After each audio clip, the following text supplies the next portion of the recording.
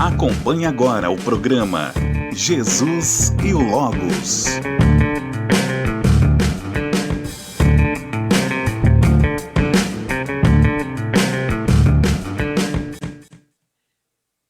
Alô, alô, alô, amigo ouvinte da Rede Boa Nova de Rádio, estamos chegando para mais um Jesus e o Logos. Aldenis Leite, bom dia! Bom dia, Damião.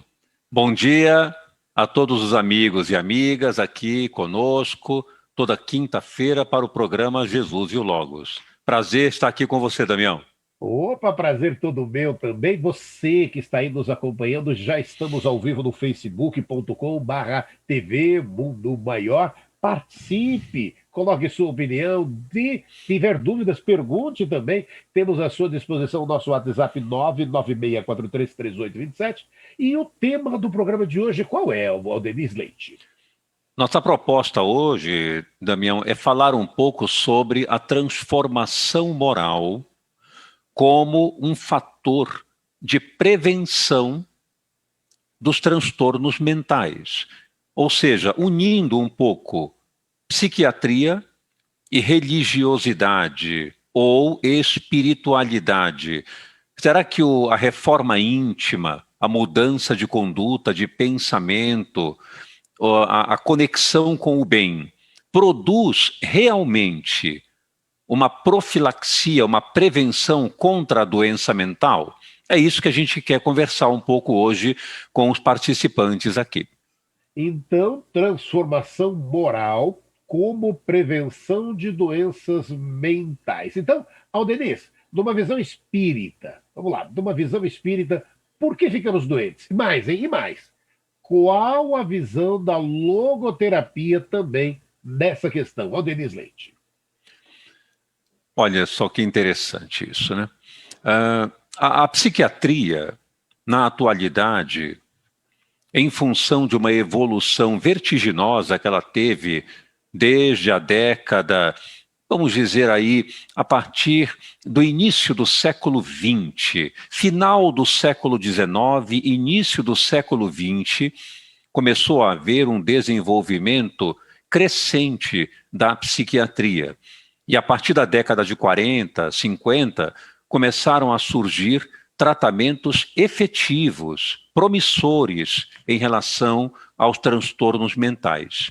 Na atualidade, esse avanço continua e nós temos hoje um arsenal terapêutico altamente eficaz para uma gama imensa de patologias psiquiátricas. A questão é, quais são as causas das doenças mentais? Por que, é a pergunta que você faz, por que nós adoecemos?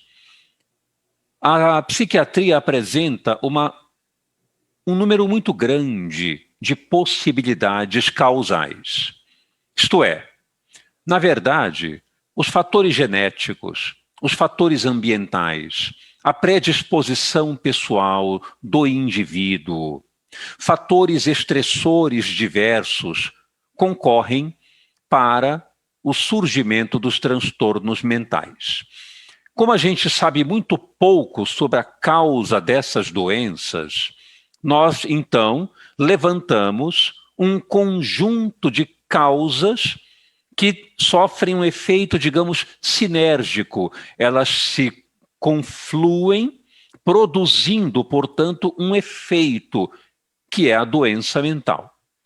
Mas há um fator importante que até hoje é esquecido. A psiquiatria, ainda em âmbito propriamente científico, bem catalogado, ainda não reconhece a presença do espírito. Que o espiritismo, portanto, vem a apresentar como complementação causal e que, na verdade, é a raiz de todos os males. E nós precisamos começar a abrir os nossos olhos para isso. Reconhecer que nós somos espíritos imortais, espíritos multisseculares, com experiências de longa data, em função dos renascimentos corporais. E nós, espíritos, possuímos uma camada que nos envolve, que é a resposta para explicar a raiz, o início, o introito das patologias mentais, que é o perispírito. O corpo espiritual, como um conjunto de células sutis, tem propriedades altamente especializadas. E uma delas é reter no âmbito do cérebro perispiritual, no campo da memória sutil do perispírito, todo o nosso périplo de experiências, todo o nosso desenvolvimento ao longo do tempo. Consequentemente, é o perispírito que influencia na carga genética que predispõe à patologia. É o perispírito que desenvolve ali, lá no seu cerne, o complexo de culpa em função de experiências que nós desenvolvemos em que não fomos bem-sucedidos. E a partir daí, forma como que uma nódoa, uma mancha, que nem se esfregar sai. Uma mancha poderosa no âmbito do perispírito que se reflete para o organismo, para o campo mental, para o organismo físico, para o corpo físico, né? Para a matéria densa do planeta, gerando, portanto, doenças de natureza psicológica e doenças de natureza orgânica. Porque no momento em que a doença se instala no perispírito, ele, sendo o modelo organizador biológico, transfere para o campo genético a marca da sua lesão. E aí aparecem, portanto, as patologias que nós todos conhecemos, aí, as neoplasias, que são os cânceres muito bem estudados hoje pela ciência, as doenças genéticas como o diabetes, a hipertensão, a esclerose múltipla e tantas outras patologias orgânicas que estão sob a influência do perispírito. E, ao mesmo tempo, a depressão, a ansiedade, a esquizofrenia, o toque, que são doenças mentais geradas por uma dissociação que temos com as leis naturais. Então, essa, de uma maneira geral, é a causalidade primordial dos transtornos mentais. Nós adoecemos porque rompemos em algum momento com o equilíbrio da consciência moral que habita em nós. A partir daí, surgem inúmeros problemas ao longo da nossa trajetória espiritual. E nessa trajetória, Aldeniz, quando você traz isso, a lembrança que veio quando você estava falando foi de Jesus, né? Que depois de curar o paralítico, pediu para que ele não voltasse a pecar para que não lhe acontecesse algo pior, então, Aldeniz? Isso, exatamente, exatamente. Essa afirmação de Jesus é muito curiosa. Eu costumo conversar, às vezes, fazendo uma palestra, citando esse exemplo aí, um exemplo bem colocado, bem bacana, que é assim: repare como Jesus, quando curou esse paralítico de Betesda, né, ele foi nessa região de Betesda ali, onde o paralítico foi se banhar naquelas águas onde os espíritos desciam para auxiliar as pessoas, etc. E aí não conseguiu, Jesus foi até ele, impôs as mãos e o curou daquela paralisia. Depois encontrou esse cidadão, essa pessoa, lá na sinagoga. Encontrou com ele e disse: então quer dizer que estás são. Olha lá, hein? Não voltes a pecar, para que não te aconteça algo pior. Não é interessante essa colocação? Porque ele não perguntou assim: olha, como é que está a sua dieta? Né? Como é que você está tomando a medicação direitinho? Né? Está seguindo as regras médicas que orientam? Não, ele não falou isso. Ele falou: não volte a cometer equívocos de ordem moral. Não venha a comprometer os seus valores, porque é isso que faz adoecer. Então aí vem uma reflexão altamente interessante como profilaxia, como prevenção de transtornos mentais. Toda vez que nós pecamos, como propõe Jesus, traduzindo isso para a atualidade toda vez que nós nos desconectamos daquilo que é importante fazer, daquilo que está vinculado aos nossos valores existenciais, o respeito a nós e aos outros, a capacidade de cooperação e de tolerância com o nosso próximo, a possibilidade de perdoar os equívocos que cometeram conosco e os nossos próprios equívocos em relação a outrem, perdoar isso e nos dar uma nova oportunidade. Ou seja, toda vez que nós rompemos com os laços que nos unem ao equilíbrio divino, nós adoecemos. E a logoterapia propõe exatamente isso. Em outra linguagem, ela diz assim: toda vez que nós nos desconectamos do sentido específico da nossa existência, daquilo que precisamos encontrar e realizar de melhor no mundo que está diante de nós, é quando nós adoecemos.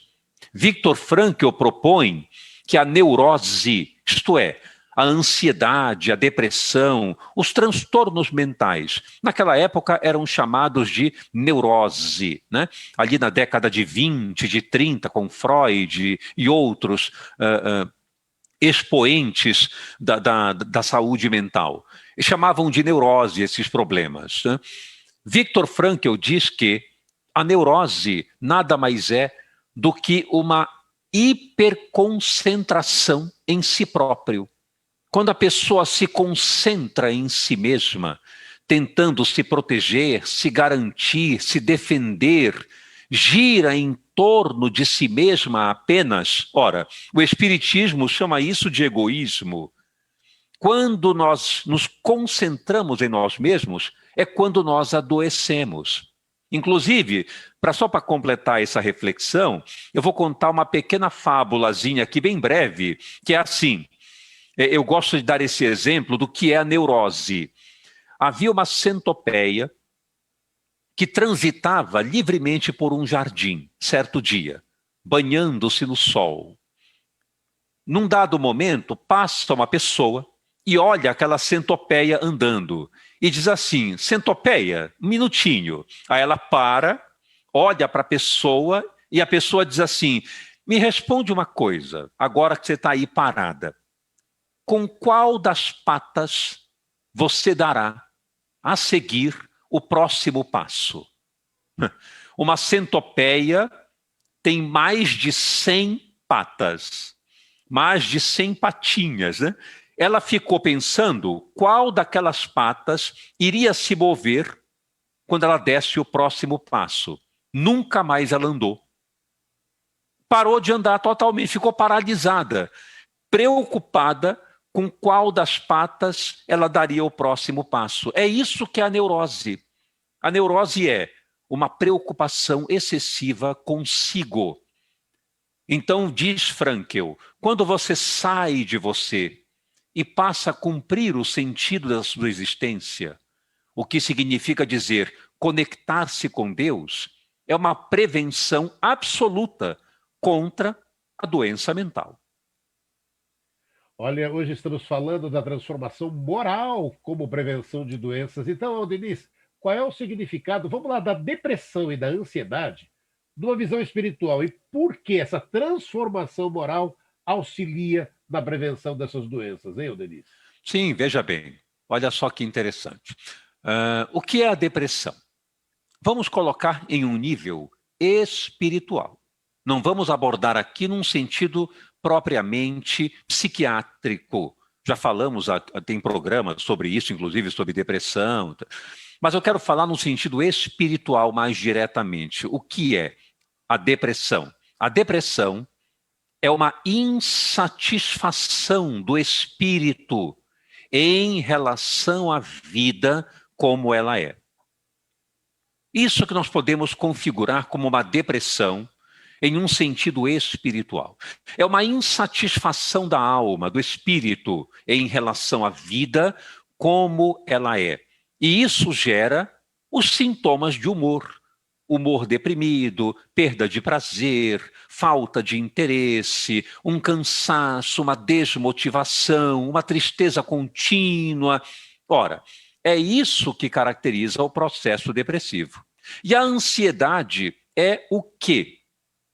O medo de enfrentar a vida como ela é.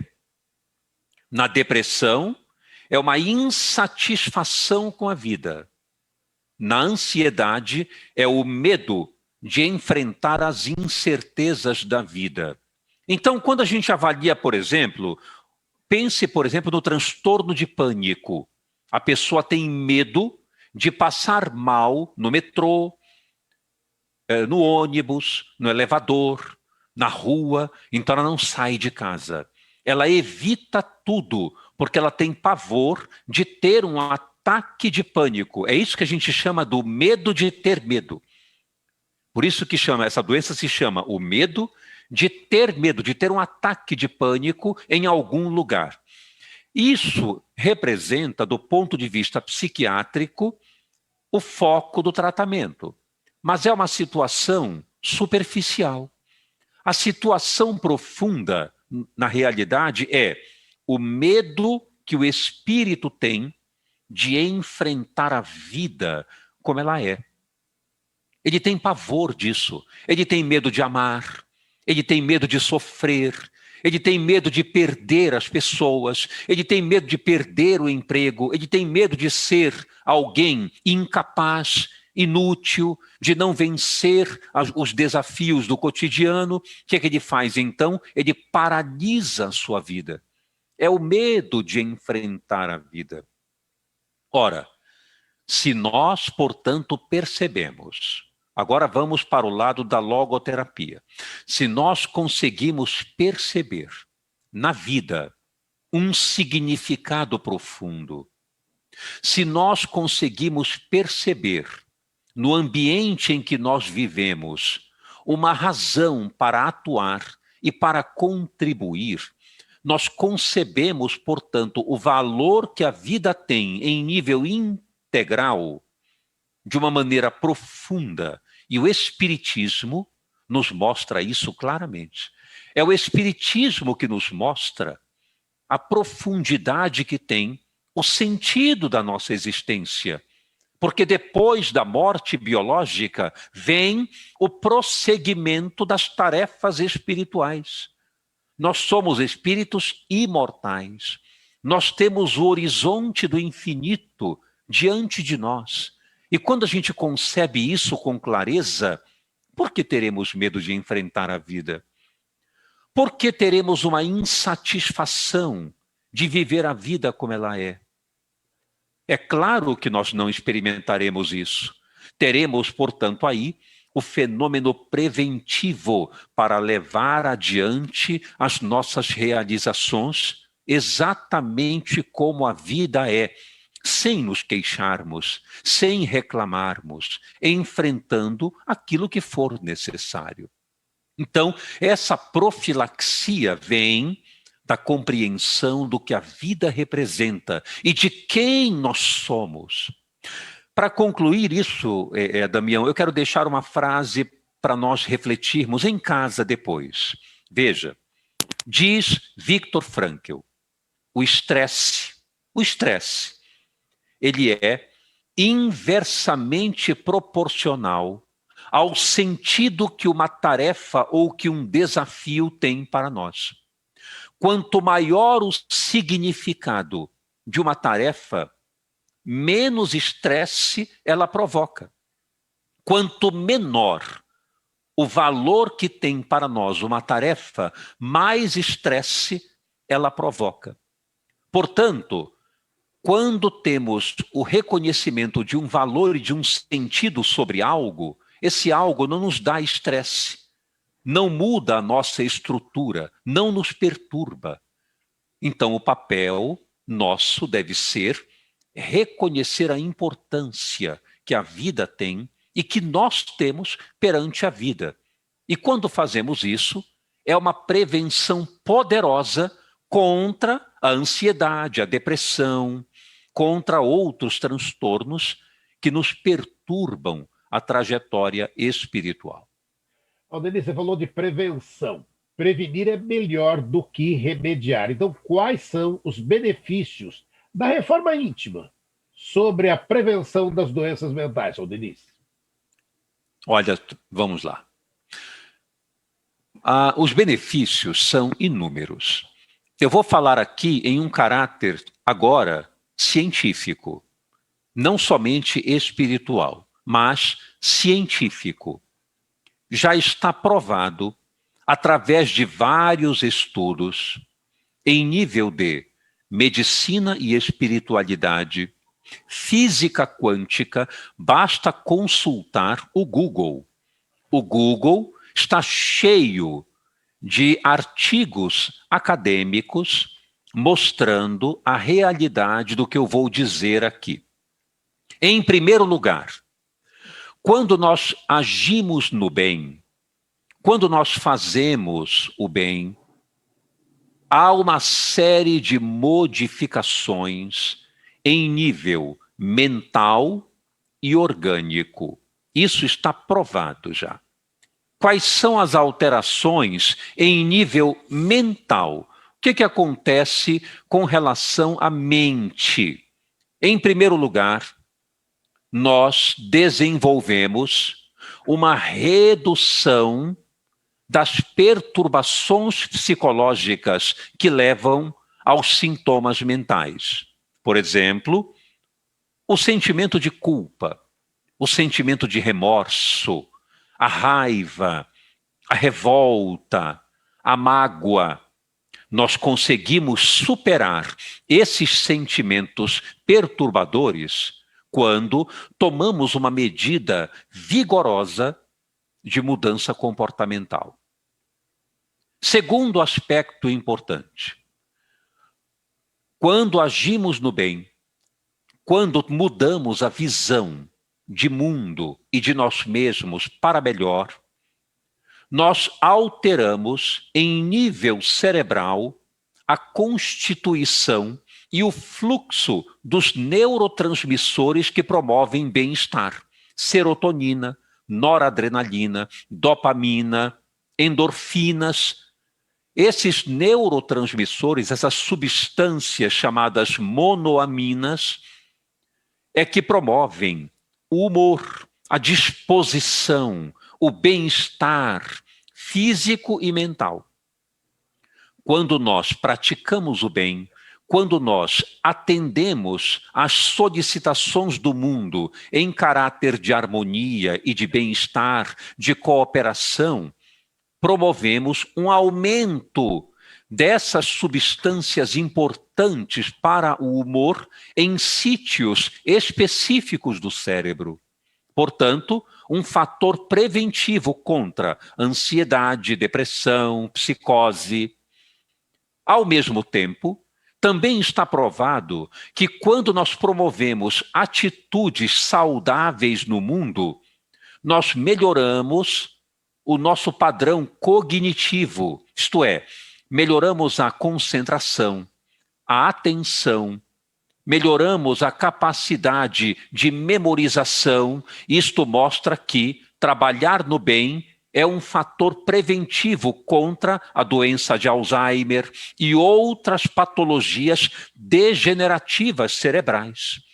E, por fim, no organismo em si, também já está provado que quando agimos no bem, que quando formulamos condutas em prol das pessoas, no âmbito do amor, da entrega afetiva saudável, nós reduzimos a frequência cardíaca, reduzimos a pressão arterial, diminuímos o estresse cardiovascular, melhoramos uma série de aspectos do ponto de vista cardiovascular, pulmonar, aumentando a oferta de oxigênio aos tecidos.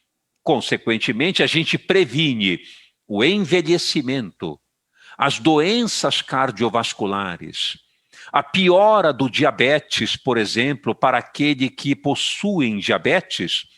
O trabalho no bem reduz a taxa de glicose, diminui o estresse orgânico, o estresse metabólico, gerando, portanto, uma importante prevenção contra inúmeras patologias. Basta consultar o Google e verificar que há inúmeros trabalhos científicos provando isso.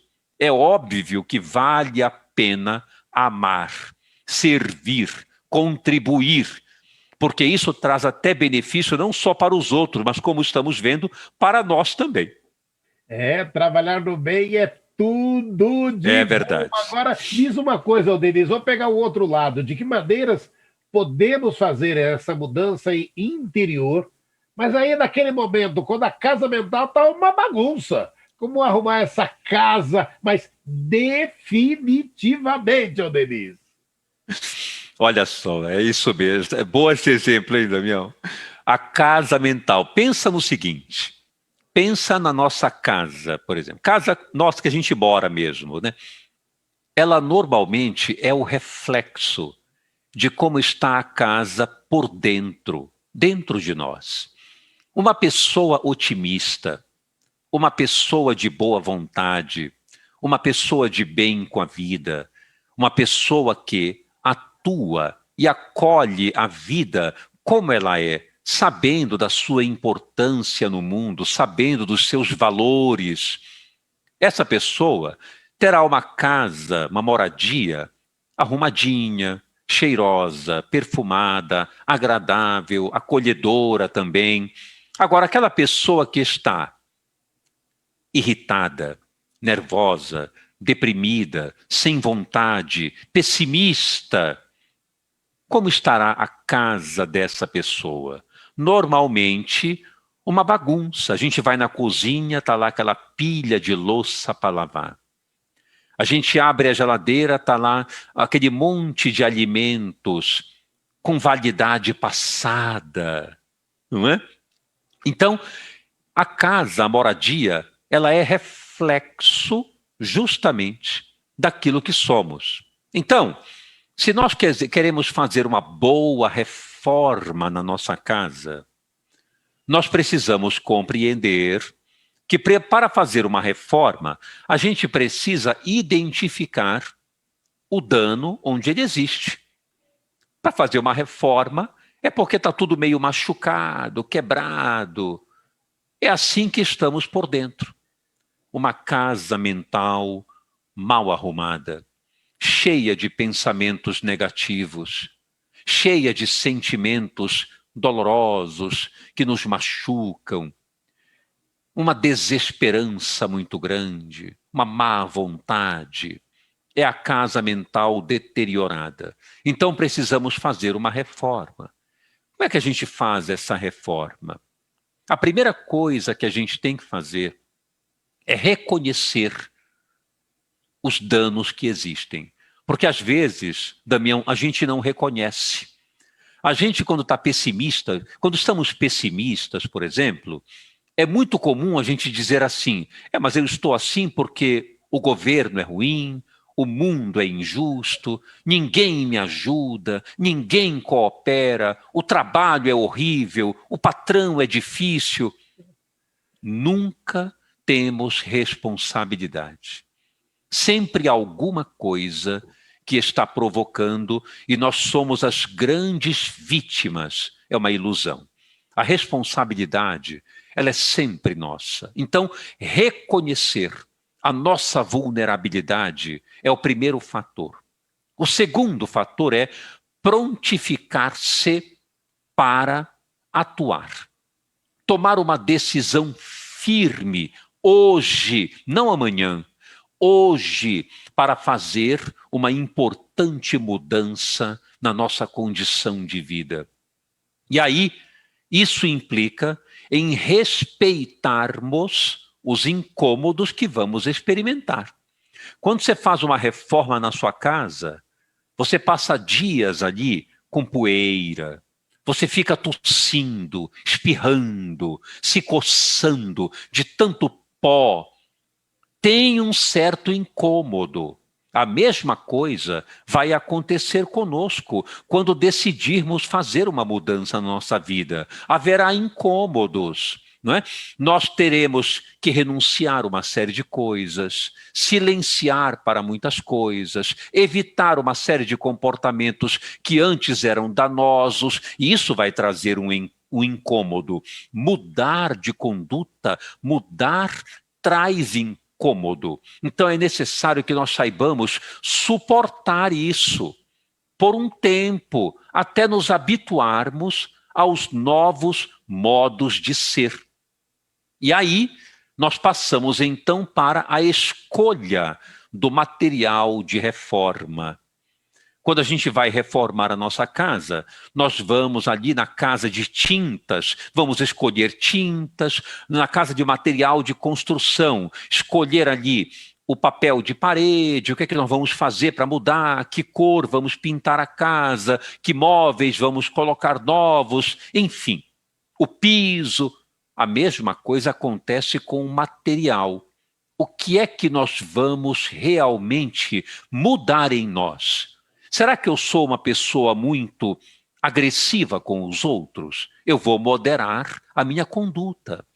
Será que eu sou uma pessoa que pensa constantemente para o lado negativo? Eu vou educar os meus pensamentos. Será que eu sou uma pessoa que se melindra muito facilmente?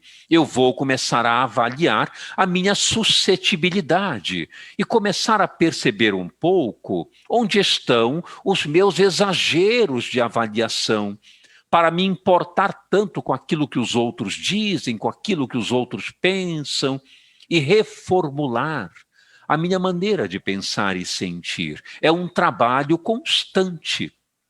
E na medida em que eu faço isso, em que eu começo a cooperar, ajudar, não me melindrar, pensar de uma maneira mais saudável, interagir com as pessoas sem tanta desconfiança, sem tanta crítica, qual é o resultado disso? Opa, aí sim começa a surgir em mim uma alegria de viver, um bem-estar que toma conta de mim, uma alegria e um favorecimento interno que começa então a promover em mim um momento de satisfação, de prazer, de alegria. E eu vejo que como eu estava, já não é mais bom ficar, de que eu estava errado.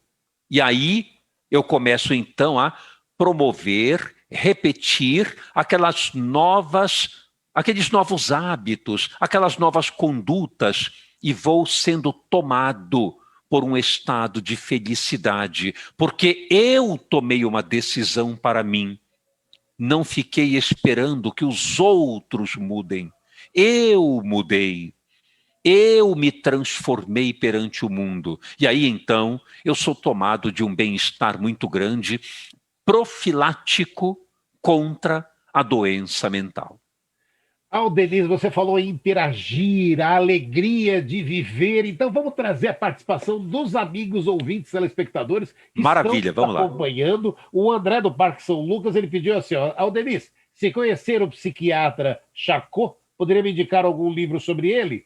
Pronto, dado o recadinho para o Aldenise aí do André do Parque São Lucas. Ana Elisa de Gravataí, bom dia, Aldenise. Depoimento sobre o medo. O senhor falou sobre como agir para enfrentar o medo.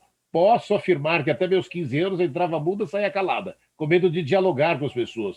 Fui muito tímida, mas resolvi enfrentar meu medo sem me preocupar com a opinião alheia, que eu venceria o medo de falar e deu certo. Eu também morria de medo de atravessar a rua e ser atropelado um dia. Eu tive até alucinação de enxergar um carro vindo na minha direção, fazendo com que eu me atirasse bem longe. Foi aí que me dei um basta. Consegui me convencer que eu tinha que pagar com isso. Venci. Hoje meu medo é natural, como qualquer pessoa que toma cuidado para atravessar a rua. Um grande abraço da Ana Elisa. Muito bacana, bem legal.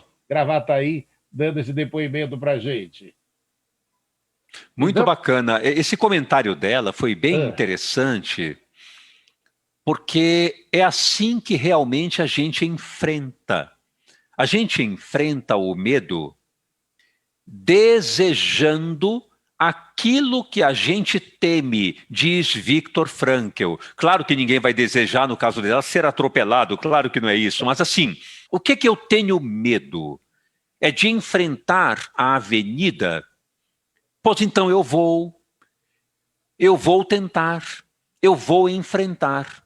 O que pode me acontecer de pior? Nada, eu vou prestar atenção, eu vou observar e vou seguir com todo cuidado. Eu tenho medo de entrar num elevador. Ora, o que isso significa no fundo, espiritualmente falando, por exemplo? Medo de elevador. Isso significa o seguinte: eu tenho medo de não ter controle sobre as coisas que a vida me proporciona para fazer. Mas como é que eu posso ter controle sobre tudo? Eu não tenho controle sobre a vida, sobre a morte, sobre o meu corpo. Eu não tenho controle sobre quase nada. O único controle que eu tenho é sobre as minhas decisões de agir no mundo. Isso eu tenho controle. Se eu me impulsionar para fazer algo, eu vou e faço. Então é isso que nós precisamos fazer. Em vez de ficarmos paralisados, iniciarmos uma medida de transformação moral, indo adiante e enfrentando o nosso próprio temor, que foi o que ela fez. Perfeito, muito bom. olha, você está aqui, nós estamos no Facebook da TV, facebook.com TV Mundo Maior. Você pode curtir o programa, compartilhar com os amigos. E Mayra Mairink, bom dia. Sandra Cunha mandando coração. Deise Florencio está na Pensilvânia. Excelente tema. Juliana JB, muito bom dia, com alegria e gratidão. Maria Beatriz, bom dia, amigos de luz. Abraços aí, Sacramento, Minas Gerais. Roberto Carlos Ferreira, bom dia. Elaine Struder, bom dia a todos. Quem mais está por aqui? Helena Rosa, bom dia. Emília Lopes, Sandra Almeida, bom dia, explicação excelente. Emiliana Uzendo, bom dia, paz e luz, o programa é esclarecedor. Renata Silva, gratidão. O Jô Felisberto, bom dia. Se eu tenho a predisposição para a depressão, por exemplo, mas tenho o hábito de oração, isso evita que eu desenvolva a depressão, Aldenis? Eu tenho uma predisposição para a depressão, que ele comentou, e não entendi essa última parte. Por exemplo, mas tenho o hábito da oração. Isso evita que eu desenvolva a depressão? Olha só, a oração é um fator preventivo fundamental para os transtornos mentais. Vou repetir aqui o que eu disse há pouco. Vários estudos mostram, já estão provando hoje, claramente, que a oração, o passe, a água fluidificada, são mecanismos de transformação biológica em nível cerebral. A oração aumenta os níveis de neurotransmissores no sistema límbico, ali na amígdala, no hipocampo e outras áreas do sistema límbico que promovem atenção, memorização, humor, disposição, bem-estar. Isso está provado já. Então, é claro que é um fator preventivo. Mas eu quero lembrar uma coisa em relação ao que ele falou sobre predisposição para a depressão. Veja, eu coloco um pouco em xeque essa citação. Muitas pessoas que eu atendo costumam dizer assim: olha, eu sempre fui predisposto a ter depressão. Eu discordo disso. Nós somos espíritos destinados à luz. Nós somos espíritos filhos de Deus. Nós somos predispostos ao desenvolvimento espiritual, à glória do sucesso em nível espiritual, para amar, para servir. É para isso que nós estamos predispostos, não é para a depressão. O que acontece na depressão, às vezes, é o oposto. Em vez de sermos predispostos para a depressão, ficamos contradispostos a amar. Ficamos pessimistas, negativistas, desesperançosos e cortamos os laços com a capacidade de sermos amorosos, bondosos, coisa que já temos dentro de nós como germe divino. Então, essa predisposição para a depressão não é bem real. É muito mais uma contradisposição para amar, ajudar e servir. Então, esse germe divino você tem. Use essa predisposição para amar, essa predisposição para ser bom, para ser dócil, para ser cooperativo com o seu semelhante. Isso é que nós temos de predisposição. Então fique esse alerta para nós meditarmos. Deixa eu trazer mais aqui. Andressa Fortunado, eu perdi minha filha pela depressão, 35 dias sem ela. Filomena Osório, que exemplo maravilhoso da centopeia. Bom dia, Fátima Bittencourt, Sandra Cunha, Si Gonçalves, todos nos acompanhando aqui. O Roberto Carlos Ferreira, bom dia a todos, está em Mogi Guaçu. O Roberto Carlos Ferreira, bom dia, bom dia Uberaba, mandando um bom dia para Uberaba. Zeusa também nos acompanhando. Elisângela Nunes Dávila, que analogia feliz e dá trabalho, muito trabalho, disciplina, lembrando Emmanuel. É isso aí. Elisângela Nunes, Divina Marta de Moura, Maria Beatriz, maravilhosas explicações para a nossa melhora espiritual.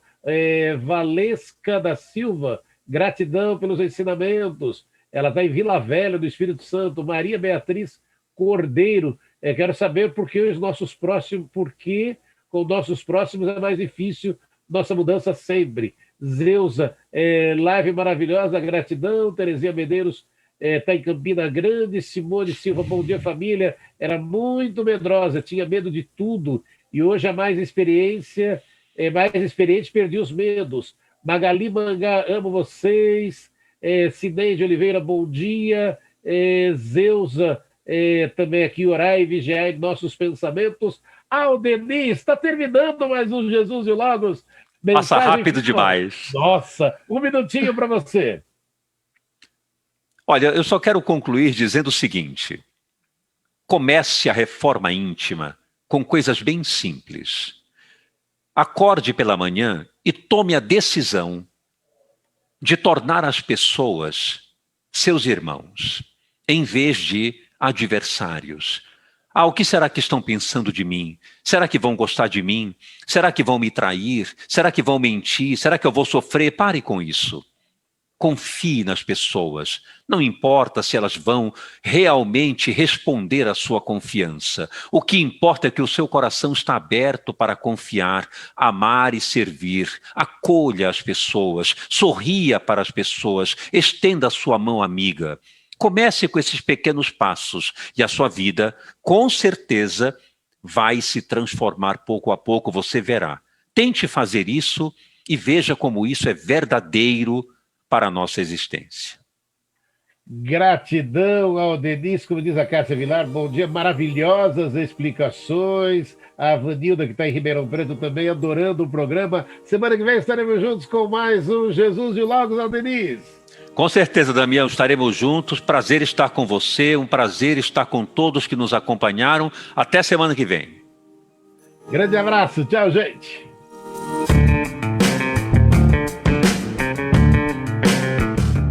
Você acompanhou o programa Jesus e o Logos.